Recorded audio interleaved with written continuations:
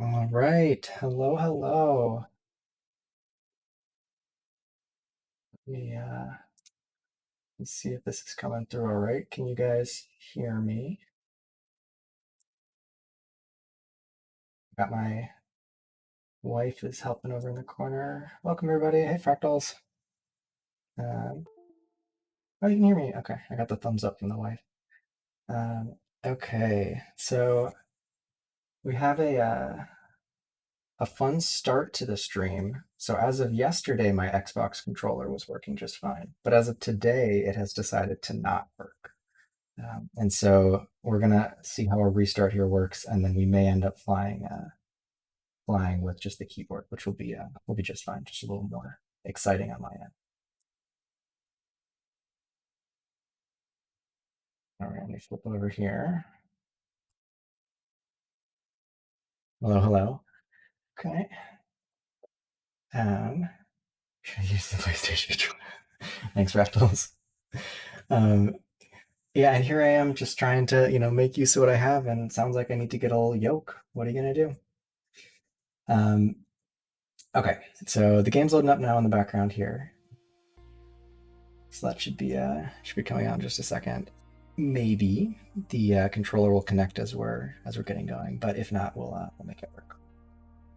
Um, all right, hi. So welcome. Today we're exploring Saguaro National Park. I'll talk a little about the pronunciation.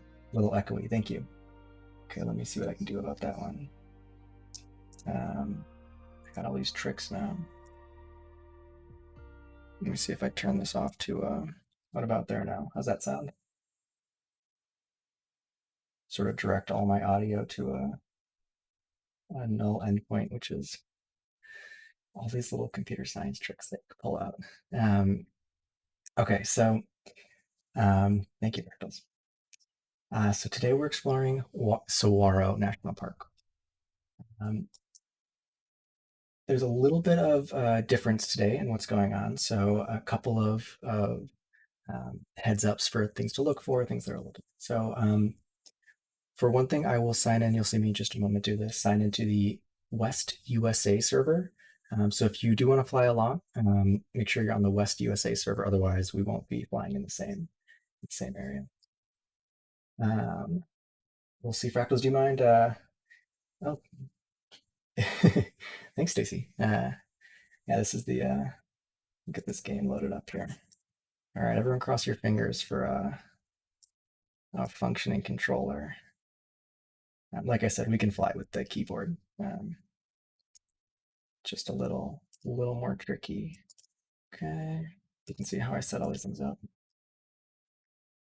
All right, let's get going. So today we'll be flying uh, a diamond. It's called a Delta Alpha 40 NG, which are their next generation planes. So it's a pretty fun little plane to fly around.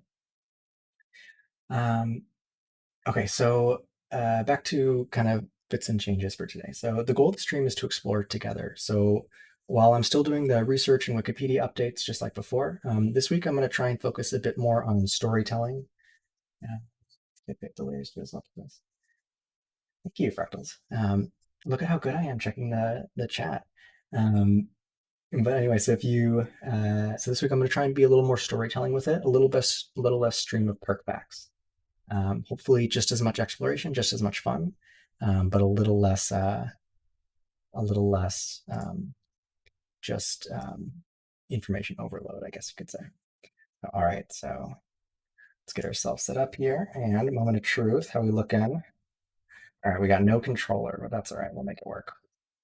So you have to forgive me as I probably fly this plane by actually using the controls, which is kind of cool, but also like kind of terrifying on the fly. So we'll make it work.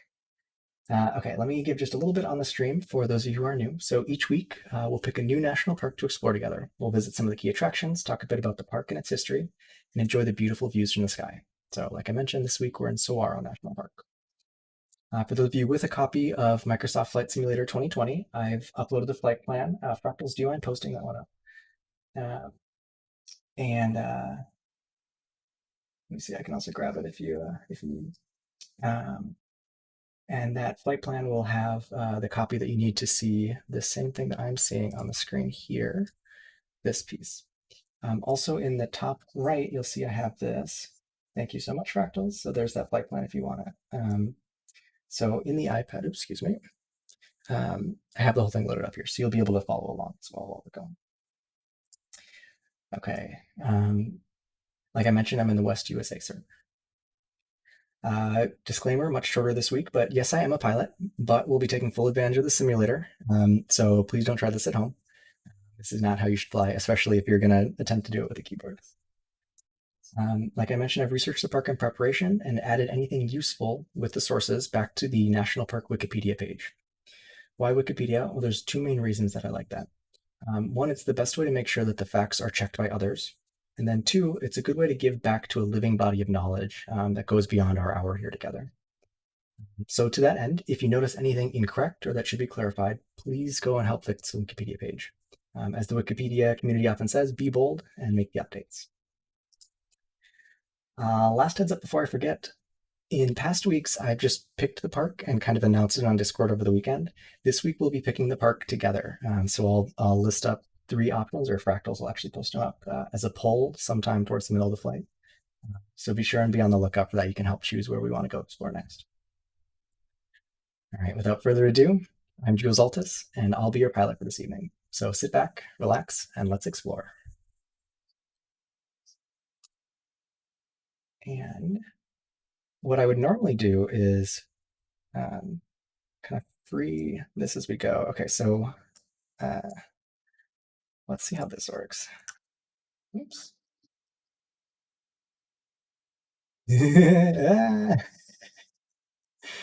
um, so ironically, I have a whole setup for this. What I've done is just put the throttle in full, and now I'm attempting to steer with the number pad. So we'll see if we can get ourselves taken out here. Fractals, you want to post up that poll about if people have been to Saguaro before? While I try and get us flying here. So Saguaro National Park, you'll hear me say it's Saguaro. Okay, let's see if we can get a slightly better view going here. I think that's all I need. Let me know if the game's too loud. Check this out. So bring the flaps up. Oops. No, no, no. Okay. So it's pronounced Saguaro National Park. I did a bunch of research for this flight on how different people pronounce it and like kind of what the correct way is. I stumbled on a hilarious and wonderful YouTube video. So if you get a second to go and check out the Discord chat, you can find it in there. It's pretty amusing. A bunch of people from Tucson talking about how to pronounce the different towns in their area. And if you have a bit of a Spanish background, you'll get the same kind of humor out of it that I did. But anyway, so it's pronounced Saguaro, not Saguaro, like I thought it was when I first started doing research. So you'll hear me attempt to get that right throughout. Saguaro National Park is an American national park in Pima County, southeastern Arizona. It's a 92,000. It's not Saguaro. Thanks, Fractals. Not Saguaro, unfortunately. So it's a 92,000 acre park consisting of 2 separate areas, the Tucson Mountain District and the Rincon Mountain District. Rincon, excuse me, Mountain District. So let me pull up on the iPad real quick here. See if I can stabilize this plane. So I'll get this big screen so you guys can all see. So on the park map, there's, oops, apologies. Unfortunately, I actually use my keyboard throughout. Okay.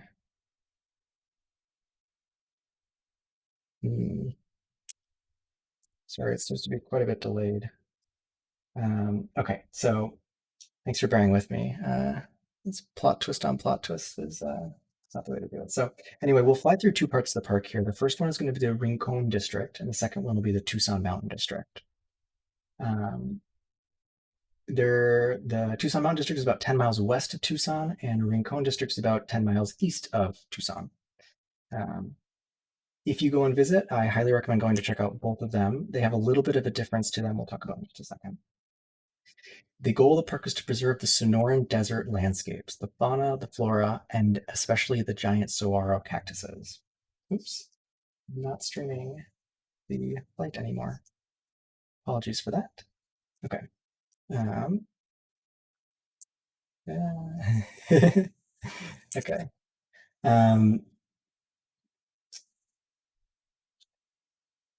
where was I? Saguaro. Okay, so each of the different parts of the park, the Tucson side and the Rincon side, both have what they call the cactus gardens. So let me pull this up real quick. You can check out. This is what the cactus garden looks like. And so you can see that there's just these saguaros everywhere. I was really hoping the game did a better job with um, the actual like look of the park, and it's not that great. It's okay. So you'll see a couple of the cacti, but the thing I wanted to point out is just this sort of like alien landscape almost feel to it.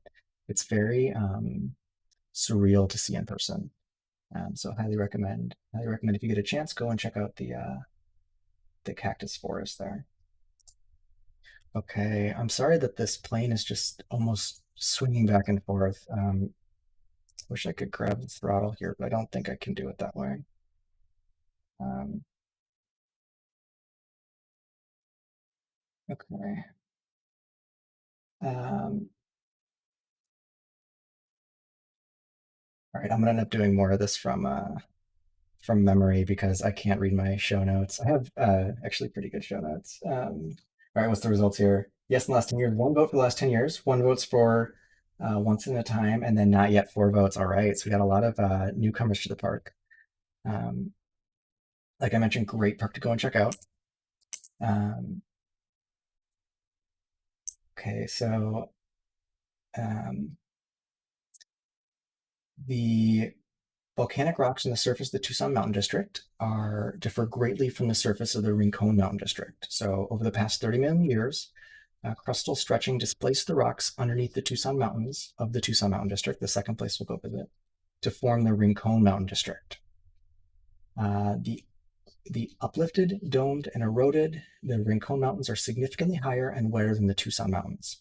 The Rincones is one of the Madrean sky islands between the southern Rocky Mountains and the Sierra Madre Oriental in Mexico.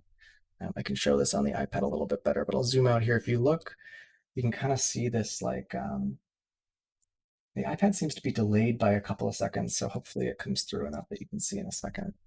But you'll see there's like these areas of higher elevation that keep showing up. So those are the sky islands in the area. And because they're significantly higher, they have a very different moisture content than the rest of the park, um, which means you get unique animals, unique plants, unique area. It's a area of high biodiversity.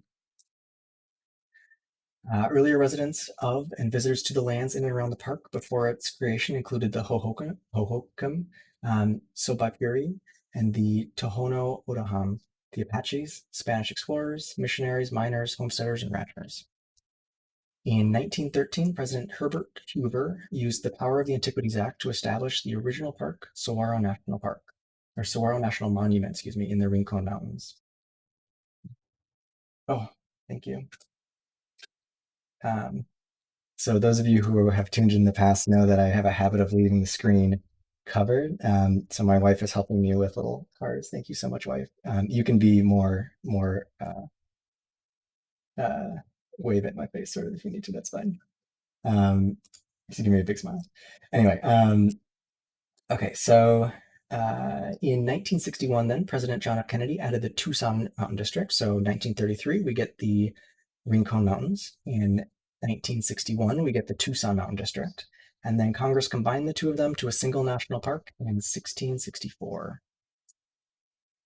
Let me see if I can get you a view out the window here. So this is sort of what the Rincon Mountain area looks like. Let's zoom back in. So we're coming into the national park now. Those mountains off in the distance are the Rincon, the higher of the two parts of the park.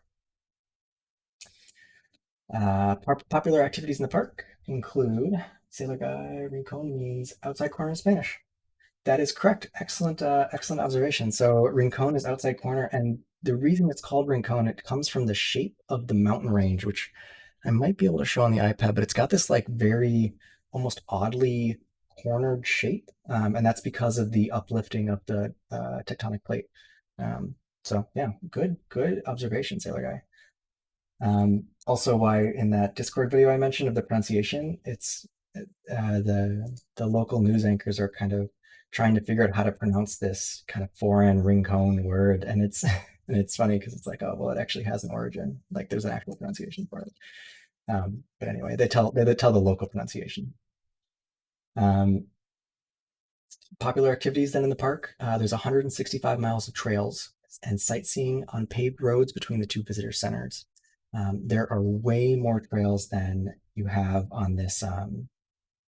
This the iPad is just refreshing. Wow, I should just refresh this thing and see if I can get it to be a little less choppy. Hold on just a moment. Let me see if I can nix that. Um, so should you decide to go, and you definitely should. The thing to do is to check out the hiking trails and then the beautiful scenic drives that they have. Both those two things are well worth a visit. Okay, let me see if I can get this. Let's. Yeah, what was that?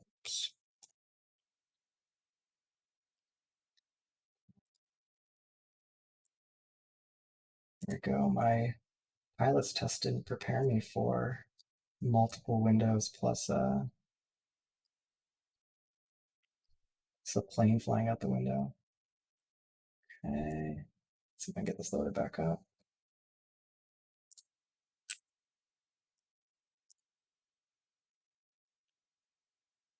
Hmm.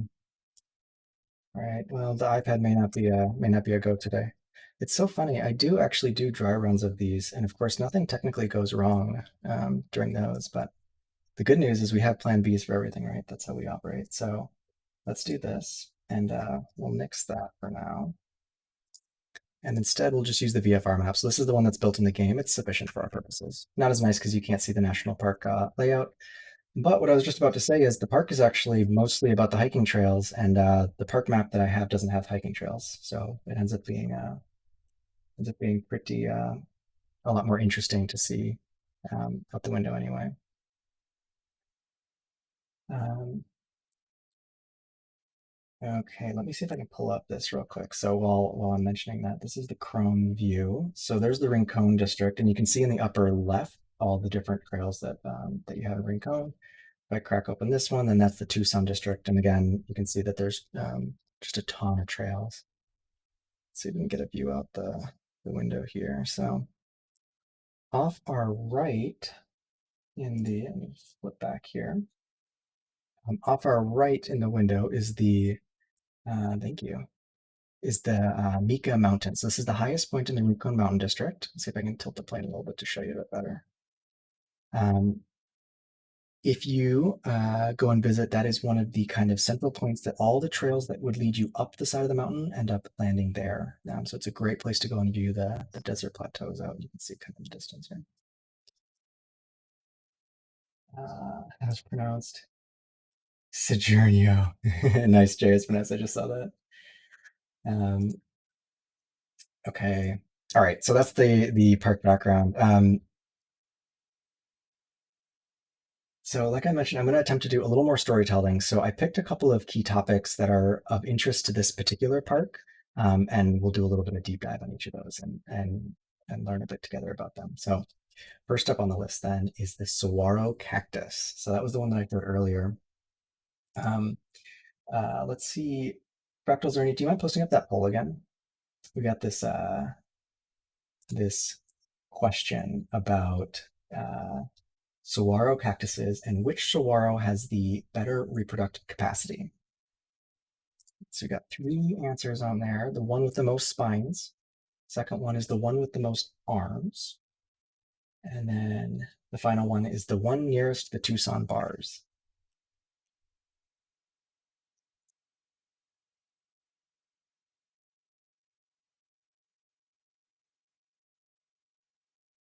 Okay. So the saguaro is a tree-like cactus species that grows to be over 40 feet tall. It's a native of the Sonoran Desert in Arizona, the Mexican state of Sonora, and the Whipple Mountains in Imperial County areas of California. The saguaro, blossom is the state flower of Arizona. Its scientific name is given in honor of Andrew Carnegie, so it's called the um, Carnegia gigantea, which I'll come and talk about Andrew Carnegie in a moment because that was a fun sidebar for this. In 1994, the Saguaro National Park near Tucson, Arizona, was designated to help protect this species, so it's a big part of what this park is for. All right, so we're uh, we're pretty high up above this park now, so I'm gonna kind of point down the range. Right down off our left wing here is a major hiking trail called the Tonka Verde Ridge. So it kind of hikes along the right side here, like Carnegie Hall. Yeah, like Carnegie Hall. So Carnegie, right? Um, he was the Scottish American industrialist and philanthropist. Um, he led the expansion of the American steel industry in the 19th century and then became one of the richest Americans in history at a adjusted value of about $310 billion when you put it in current currency. So 310 billion, just for reference. Jeff Bezos is currently at 190 billion. So he's a little less than twice as rich at his richest as Jeff Bezos was. I mentioned he was this philanthropist. So during the last 18 years of his life, he gave away roughly $5 billion in modern terms to charities, foundations, and universities, which was almost 90% of his fortune. His 1889 article proclaiming the gospel of wealth called on the rich to use their wealth to improve society and stimulated a wave of philanthropy. So, Fractals, your Carnegie Hall observation is 100% correct. The other one, Carnegie Mellon, is named after him, as well as a number of other things you'll see Carnegie pop up from time to time. And that's why he gave a lot of his money off to charities. And he especially donated to like universities and libraries and that sort of thing. Okay, so back to Saguaro. I found the most wonderful video about saguaros. And I had written up kind of a story about how the saguaro's life works and what it is and everything. And honestly, it's so hard to beat Ranger Phillip and his narration that I'm gonna load this up. Let me know if you can hear it. Hopefully we got some audio.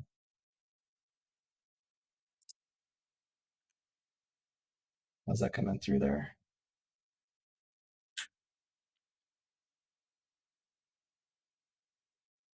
No audio.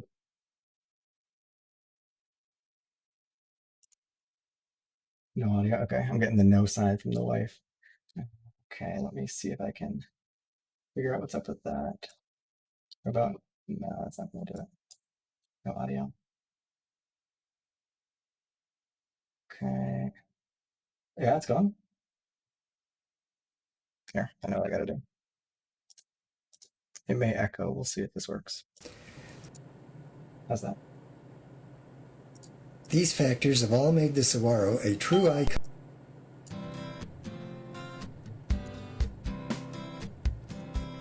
Good. Okay. I got it. Thank you. All right. So I wish I could listen along to this with you because immediately what it needs is more numbers.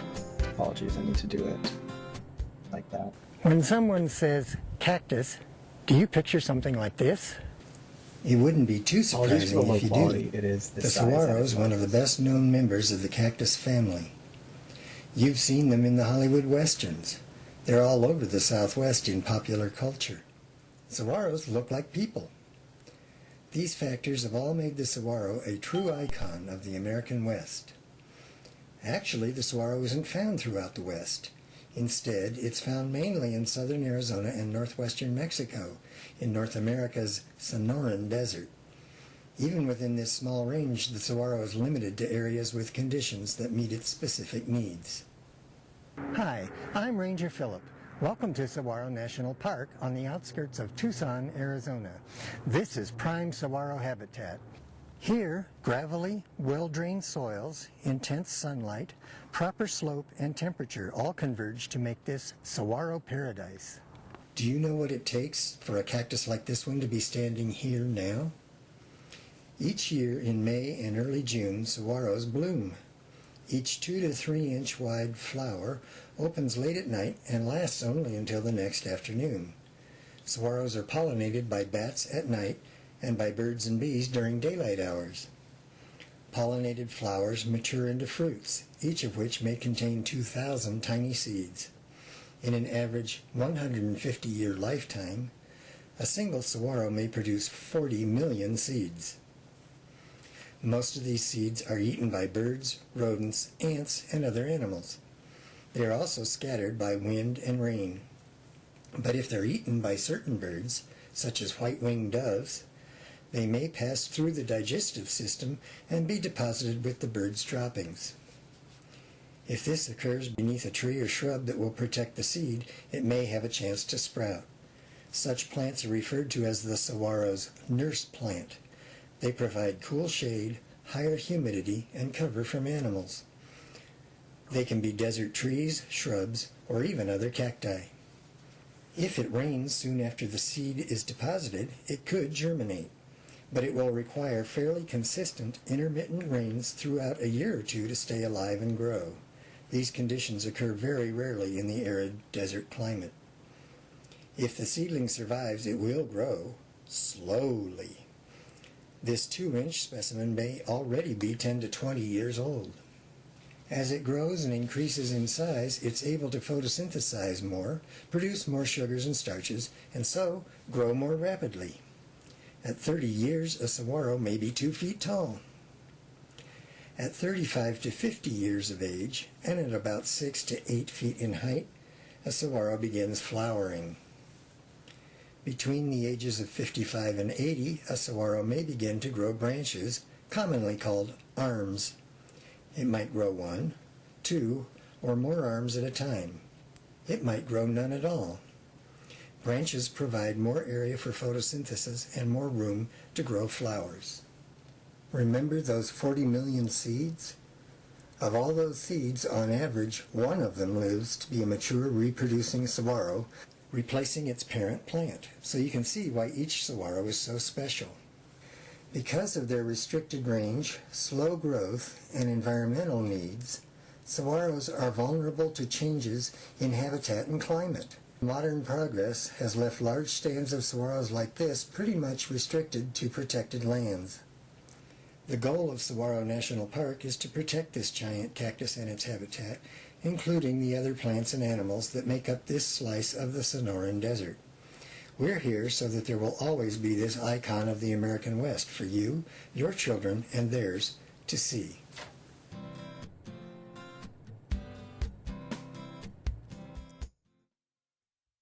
Turn that down slightly. Fractals, your post in the chat is incredible. Okay, well, I hope you all enjoyed Ranger Phillip. I will post a survey in the end. If you like the inclusion of the national park videos, let me know. If you don't, oh, thank you. If you like the inclusion of the national park videos, let me know. If you don't, also let me know. Some parks do a really good job. The Saguaro National Park actually just released the video that you would normally only be able to see in their visitor center. They just put it out on the internet for the public to consume like 2 weeks ago. So if you want to go and watch that, it's really, really good. All right, so Saguaro. So we learned the videos. Thanks, Jason. So what do we learn about fractals? What we learned about saguaros? They are watched over in Saguaro National Park. Come Ranger Phil. And they basically one saguaro replaces one saguaro. So on average, one seed out of all of the ones that they produce is going to survive, which is why it's so important to protect them, because otherwise, if they go away, then they go away forever. Okay, so let me see if I can get our plane now steering back on here. So off your left here, we have the Javelina campground. And then off the right, in just a minute, is where the visitor center, the Rincon Visitor Center is, as well as the, as well as the Cactus Forest Drive. So if you go and visit the Rincon District, that's a great place to start. Go see the visitor center and go see the Cactus Forest Drive. All right, so a little bit more on the cacti, excuse me, the saguaro. So one thing that can happen to saguaros from time to time is they can actually um, grow, instead of growing up, they can grow sideways. And so you end up with this kind of cristate pattern, it's called. And what's happening is the part of the plant that's saying keep growing taller and taller, something goes wrong, and instead it kind of says please grow sideways instead. It's wild, right? Yeah, it's really wild. Honestly, it seems like the greatest Halloween costume of all time. So yeah, and other animals and plants can apparently run into that same thing. Yeah, broccoli. Yeah, really.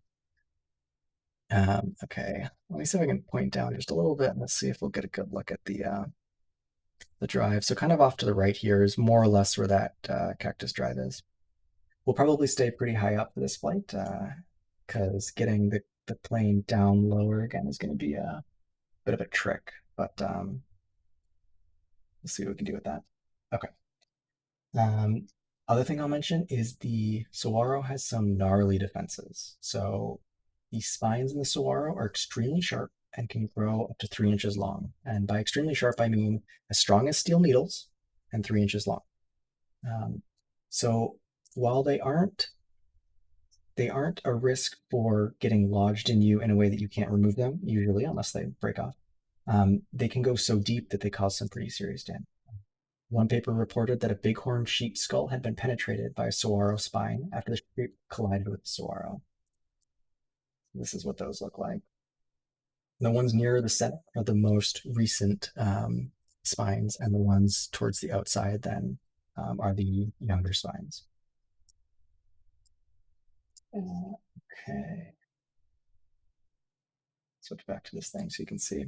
All right, so now we're kind of crossing between the two different parks. So there's about 20 miles or so between them.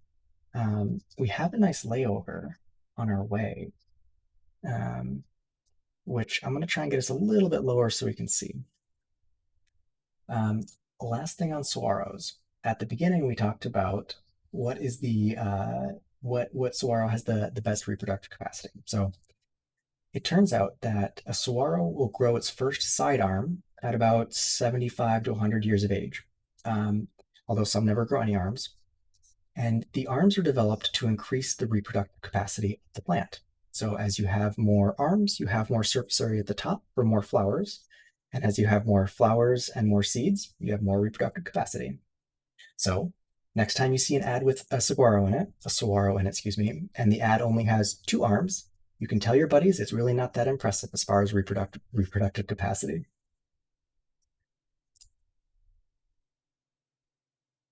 Okay. I'll have to be careful about that. I'm waiting for my wife to laugh, but I'm realizing there's like a 30-second delay, so that's fine. Um, okay, so that ends our story then today about saguaro. So hopefully you learned something interesting about a very cool plant, the Carnegie gigantea. What am I seeing on here? Forbidden broccoli. Very funny. Yeah, angry broccoli indeed. All right. Well, while we're on our way to our next stop here, Fractals, do you mind posting up the poll about where we're going next, and we can get a vote going on what national park would people like to explore together next week? The options for this one are all kind of coastal vibe, kind of feels a little bit different parks, but all in that same realm. So the Virgin Islands National Park. There's Acadia, which is if anyone wants to know more about these parks, by the way, post in the chat. I'm happy to give a little bit of extra intro. There's Acadia National Park. There's Channel Islands National Park, and there's the Virgin Islands National Park. So go ahead and post up there if you've got a strong opinion where you'd like to go next. And what I will try to do here, while people vote, I'm pulling up to something called an aircraft graveyard or an aircraft boneyard, which if you've never heard of uh, is an interesting idea. It's a storage area for aircraft that they retire from service. And just between the two national parks, um, it turns out that the largest one in the country is right here. And with a controller, I'd love to fly a little bit closer. Unfortunately, I didn't grab a photo because the game actually, they released a thing that has a really nice view of it. So we'll see if we can get a clean enough view that it's not so, that's kind of interesting. You can see the airfield off to the left where you would land a plane if you were going to come visit. Um, and then off to the right is the, oops, oh, it's quite a bit further off. It's actually off way out in the distance though. Let me see if I can zoom in here. So that's the airport. And yeah, so you can see kind of those planes in the middle of the screen there. You can't really make them out very well. How are we doing on time? Let me see, I'll try and get over there a little bit closer. We can take a look. Um, okay, so the aircraft boneyard. In this case, this particular aircraft boneyard is known as the boneyard. It's a facility that's generally located in deserts, such as in the southwestern United States. And this is because the dry conditions reduce corrosion and the hard ground does not need to be paved. So if you're the military and you have a ton of airplanes lying around and you know what to do with them, the first place you go is find a plot of land where you don't have to do any building and you can just store your airplanes for as long as you want. And so that's what they did. And that then established the 309th Aerospace Maintenance and Regeneration Group in Tucson. Quick bit of history on it. So it's 1919, it was established, and then 1927, this site that we're pulling up to here now was pulled through. Is this the one where they literally overflowed because of the pandemic? That one I believe is in the Mojave Desert, and I don't. That would be a good one to fact check. But okay, let's see if we can see some of the planes off in the distance here. And Fractals, I think the one that was overflowing because of the pandemic was the airline industry's version of it. So this is the military version. The one in the Mojave is where like Delta, for instance, would store if they had an airplane. Um, and I think if I remember correctly, that was one that actually was overflowing. So, all right. So here you go. You can kind of see, and it's pretty surreal. So if you look at photos, it really looks just like this. It's just tons and tons of military aircraft. There's some disassembled ones off in the distance. And basically, there's four types of aircraft that you're going to encounter in here. So there's those that are going for long-term storage. So this is a Type 1000 aircraft that are kept intact for future use. There's Type 2000, which is parts reclamation. That makes sense. Yeah, 52 is up the wazoo. Yeah, really. They got a lot of real big aircraft sitting around here. All right, I'm gonna start turning the plane around. Let's see if we can get a little luck on these ones. So we got Type 2000 parts reclamation. So we're going to keep the aircraft, but we're going to pick it apart for spare parts. The Type 3000 then is flying hold. It's basically a short-term storage for the aircraft. So we know we're going to need it soon. Just put it here for a little bit. And then there's a Type 4000, which would be excess Department of Defense needs. So these are aircraft that are sold off in whole or in parts. And yeah, they're sold off whole or in parts. So Type 1000, 2000, 3000, 4000. On average, the group annually receives 300 aircraft for storage and processes about the same number. So it's about 300 in, 300 out. 50 to 100 of those return to flying military service. Pull up here. A little bit more speed going. What else? And they'll sell it through a foreign military sales program if they have it. So access to this park, or this, excuse me, air area of Tucson is controlled. So if you want to go visit, it's pretty hard to do. There's two ways it seems you can get in there. One is you can go on a tour with the nearby Pima Air and Space Museum, or you could join the annual 10K, 5K run/walk, which is open to the general public. So if you're in Tucson and you're feeling like a 5K through the aircraft boneyard, it's the way to go. Of course, this Type 1000, Type 2000, Type 3000, Type 4000 is a very useful organization scheme. And so I've decided to adopt it for my own clothing storage. So in particular, it's not a mess of clothes at the front of the bed. It's a Type 3000 short-term holding pile. My wife's giggling. Okay. Well, with that, we'll move on from the airport boneyard. The saint, yeah. Yes, yes, indeed. Um, okay. Uh, so our third story for the evening. We talked about saguaros. We talked about the aircraft, the boneyard, the boneyard. Third piece for tonight is to talk about the collared peccary. Collared peccary is also known as the javelina. Fractals, you want to post up that? Yeah. It's yeah, it's encouraging when all of your friends agree that your wife's the same. Awesome. Also, Fractals, what was our decision on the next park? Do we get that?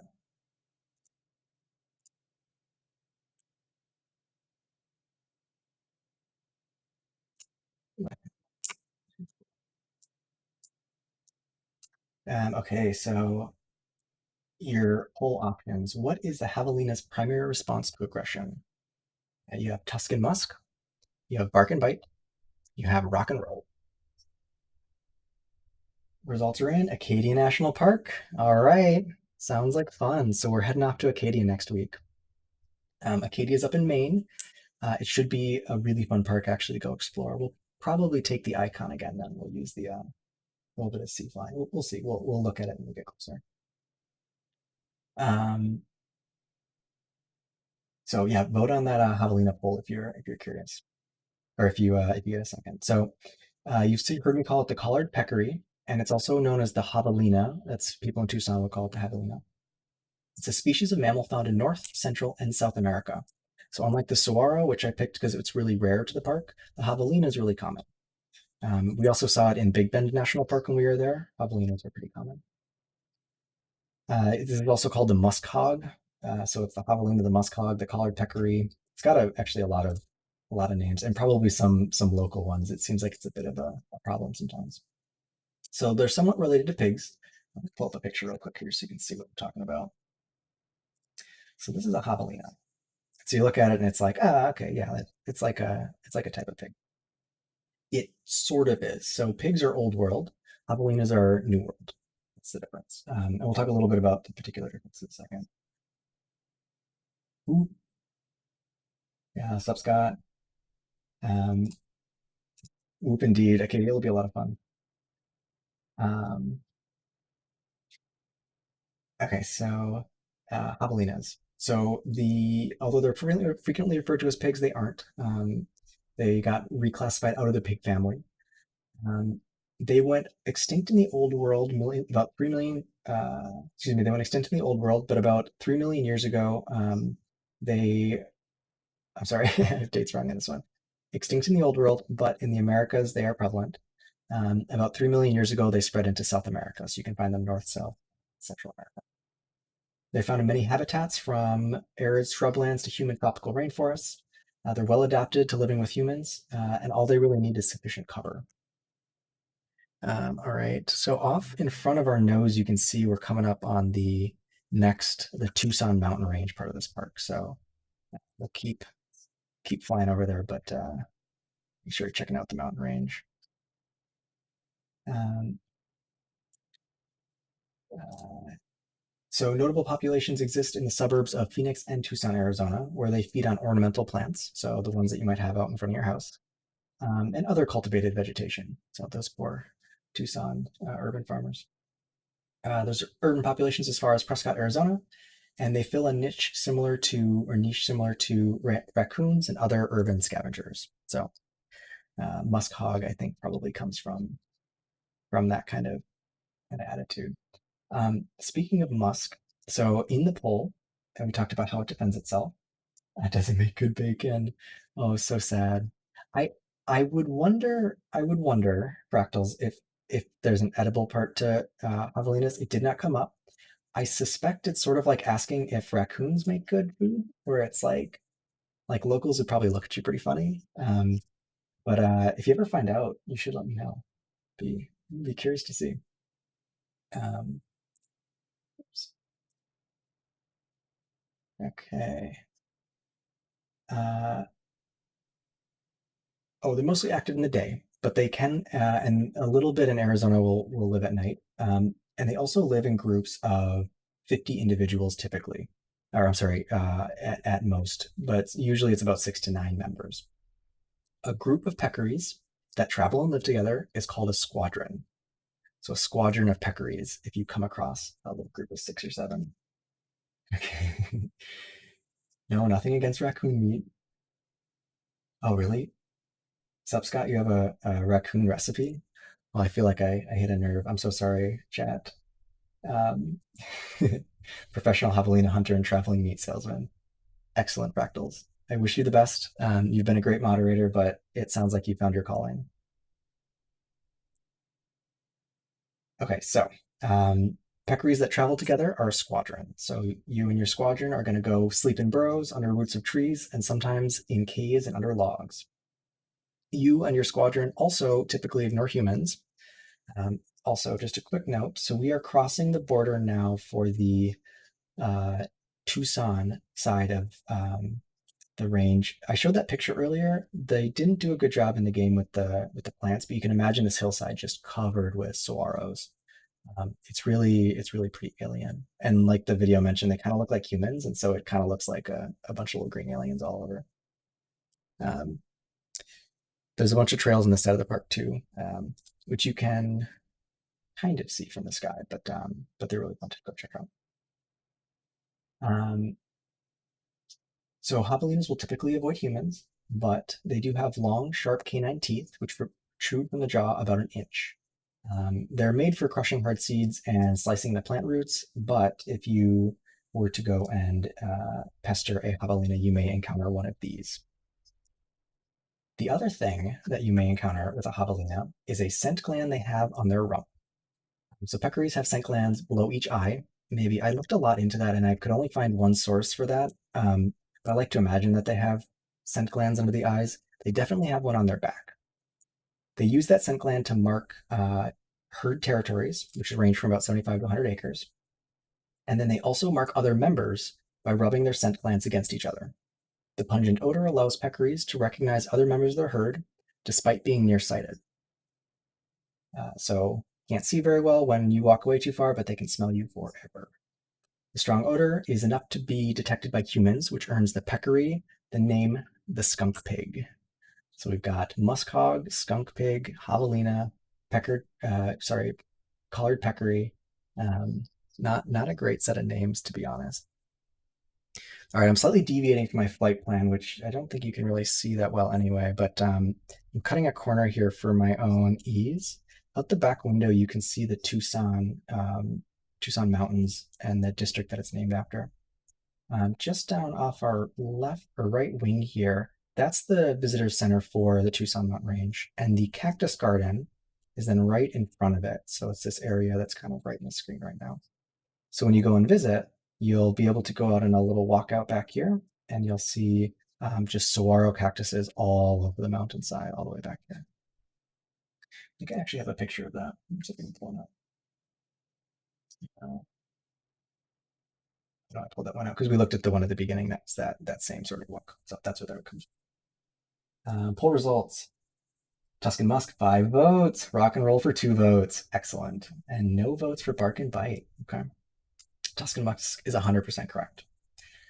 And that musk is that scent gland, the skunk pig. So if you ever encounter a javelina or a muskhog or a skunk pig, it's not a pig. One, it's not a pig. You got to avoid the husks. And if it's rubbing its scent gland on you, maybe it's just hoping it'll join their squadron. All right. And with that cheesy joke, moderator, do you mind posting up the survey form, and we'll see if we can get a little bit of input for the next stream. So go ahead, jot any thoughts you have, things you like, things you'd like to change. The couple of new things in the format today, the must just adds to the flavor profile. Small Pumbas, yeah, kind of small Pumbas. I don't know if they would be offended by that or not. I don't know the status of Pumbaa in the animal kingdom.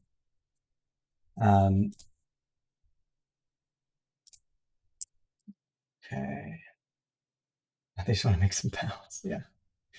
Thank you, Fractal. So there's that survey there. If you get a second and you want to give some input, that would be wonderful. Always looking for ways to make the stream more fun, more engaging. This week I tried to do a little more storytelling, a little less just reading facts, and also a little bit of videos and that kind of thing. So, all right, last piece here that I'll mention while we're finishing up. Off in the left side of the park, there's a little hill um, where you can go and see petroglyphs. So there's little drawings on the rocks. This is kind of a fun little treat. It's I couldn't find bigger pictures. Sorry, it's so small. Um, do one of these, I guess. Um, Kind of a fun treat. And to get to those, it's just off of a picnic area. So I should have mentioned earlier, I have been to Saguaro. Actually, I really like Saguaro, and totally missed the petroglyphs. And apparently, they're like a 5 or 10 minute walk away from the picnic area. So a really fun, easy stop to go and make. Be sure to fill out the survey above. Also join the official Jules Ortles Discord. Thank you, Fractals. Yes, feel free to join. It's a hoot. I post random stuff. We have custom emojis. Well, thank you. I got the video cue card. That's working pretty well. Thanks, Anna. Okay, so yeah, so petroglyphs, go and check them out if you end up stopping by. Last but not least, kind of as we're closing out here, there's two other pieces that are pretty fun. They're on the park map. Maybe I can pull up this one and see if it has it. In my show notes, I zoom in on the iPad and I show you there. But today we'll make it work here. Yeah, this will work. So down in the bottom right here, oops, let's go back one. In the bottom right section of this, there's the Arizona Sonora Desert Museum and the Old Tucson Studios. So I'll try and fly by those two, but when you go and visit Saguaro National Park, I would highly, highly recommend going and checking out the Desert Museum. So that's this kind of cluster of buildings off in the distance. They have wildlife and information about the Sonoran Desert. It's a 98-acre zoo, botanical garden, and other natural history museum, all that sort of stuff. It's one of the most visited attractions in southern Arizona. Let me fly this plane for just a moment. Okay. So if you go and visit the Arizona Sonora Desert Museum, I did get to go and stop by when I was in the area. Would highly, highly recommend. This isn't a travel advisory blog, so I typically won't make recommendations like that. But in this case, it's not part of the park, but it's definitely affiliated with them and very good. The other one is the Old Tucson Studios. So I'll zoom in here. In the Discord, we were talking a little bit about the Western studio. So if you see these mountains in the background, look pretty classic Western. So that cluster of buildings down there is where classic Westerns like the Gunfight at OK Corral, Rio Bravo, El Dorado, and the Little House on the Prairie TV series of the 70s were all filmed. So you can see the studios are down there, and then the backdrop is the saguaros and the mountains. So, oops. Let's see if we can avoid hitting that. Okay. So thank you all very much for joining. I hope you had a good time. I had a blast researching and learning all about these different parts of the park, especially the javelinas, which turned out to be quite a gem of a creature, if I'm gonna say so. Most visited in Arizona, like 20 people. Ooh. Oh, hey, there you go. I turned off screen names for that, but I'm gonna guess from the close flyby. They're flying along with. Oh, I mentioned this at the beginning, I think, but I am starting to post the flight plans to some of the other flights in community areas. So we'll see some people randomly flying in more than likely. All right. So with that, that's it for the day. Thank you all so much for joining. It was very fun. I'm glad to have you in my squadron. I'm not going to rub my scent sack on you, though. Don't worry. Post that survey in the chat. Please go and take that if you haven't yet. I would love if you'd want to join in the Discord community, chat about national parks, other adventures. Every week I post 2 custom emojis that are related to the park, so you can go and and react to all the different different posts in a very unique sort of way. Um, and with that, that's it. So for a cheesy sign off, thank you for being my co-pilot today. And until we meet again, keep on exploring.